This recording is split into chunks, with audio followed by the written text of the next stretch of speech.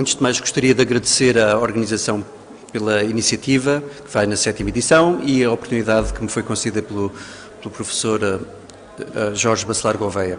Sem demoras, vou direto ao assunto. Eu trago um tema que tem um título complexo, mas que se relaciona com aquilo que foi discutido nesta primeira sessão sobre a partilha de informação. Neste caso, falaríamos de uma comunidade epistémica académica, mas o meu enfoque será, estarei centrado nos serviços de informações e a União Europeia e esta ideia de comunidades epistémicas que veremos já de seguida. Será a partir da identificação das ameaças à segurança dos Estados ou de entidades políticas como a União Europeia, do modo como os governos hierarquizam as prioridades do seu interesse nacional, ou ainda de como percepcionam o grau de perigosidade dos factos políticos, que se gerarão intensidades e modalidades distintas no que diz respeito à produção de conhecimento que auxilie nos processos de tomada de decisão, a missão central dos serviços de informações.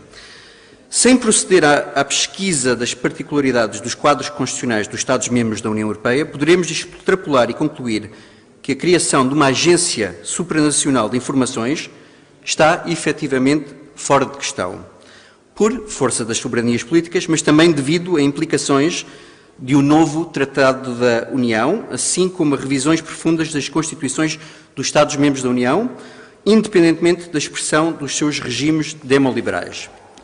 Comunidades epistémicas. Considerando a derrogação de uma ideia de Agência Europeia Comum de Informações, mas validando a existência de uma comunidade de inteligência transnacional na União Europeia, que resulta da cooperação entre os serviços de informações dos Estados-membros e a visão estratégica partilhada pelos seus governos relativa à segurança, torna-se importante tecer algumas considerações sobre a natureza dessa comunidade de inteligência. A comunidade de inteligência deve ser entendida essencialmente enquanto a expressão de uma abordagem estratégica que realiza o equilíbrio entre os fatores positivos e o lastro negativo. Citação. The intelligence community may simply be defined as a set of interlocking units, agencies, and organizations that carry out intelligence activities for a decision-making body.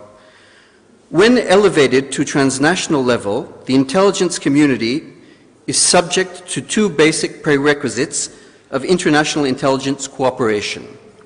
One is positive and reflects favorable attitudes existing among actors who share values, ideas, interests, and objectives. The other has a negative flavor because it addresses concerns, uncertainties, threats, and challenges posed by a hostile environment, defiant rogue actors, fragile security structures, and proliferating risks and perils. The unpredictability and contingency of threats and hazards brings the affected actors together and fosters mutual cooperation. Fim de citação, Gruzac, 2016. Contudo, para proceder ao estudo de comunidades de inteligência transnacionais, somos obrigados a fazer uso de uma ferramenta analítica, porventura mais moldada à natureza dos serviços de informações e da União Europeia, uma comunidade epistémica, que corresponde à rede de profissionais dotados de perícia e reconhecidas competências num particular domínio que reclama autoridade e conhecimento político para condicionar processos de tomada de decisão. No entanto, a referida comunidade epistémica vive à margem do habitat de governação e dos centros de poder e decisão, o que não invalida que as alternativas ou propostas que venham a apresentar não possam ser aproveitadas pelos decisores.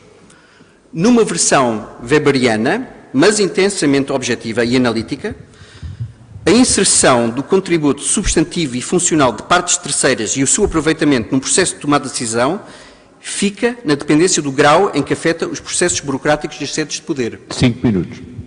Por essa razão fundamental, poderemos concluir que a comunidade de inteligência será um modelo distorcido de comunidade epistémica. A sua estrutura, a sua organização e a sua lógica interna são específicas e ajustadas em função das necessidades políticas e securitárias, que lhe são impostas pelo ambiente estruturante definido e que transcende a sua capacidade para o moldar. Uma comunidade de inteligência transnacional corrobora ainda a noção de comunidade epistémica distorcida devido à sua tendência para processar e analisar dados e informações baseando-se predominantemente no open source, por não ter acesso a elementos secretos que são vertidos numa configuração de rede horizontal e pela inexistência de uma autoridade central respeitante a serviços de informações na União Europeia, vertical. A arquitetura híbrida da comunidade epistémica distorcida, que congrega componentes homogéneos e heterogéneos em hubs, pode afetar a possibilidade da oferta de respostas flexíveis e eficazes perante a complexidade de ameaças e desafios no contexto da ausência de uma autoridade centralizada comum. Inteligência estratégica e segurança da União Europeia. Face ao exposto, somos levados a afirmar que a comunidade de inteligência da União Europeia assenta na cooperação entre os serviços de informações dos Estados-membros, preenchendo os requisitos da vigência de uma comunidade de inteligência estratégica que se expõe nos seguintes critérios e dimensões. A.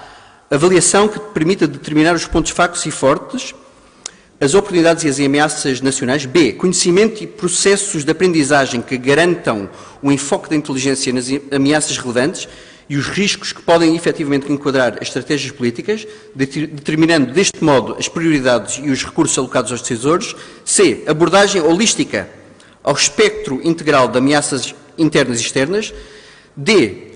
Ação centrada em objetivos e resultados, estruturando uma abordagem colaborativa para enfrentar ameaças específicas e perigos vários e definindo alvos específicos e mensuráveis.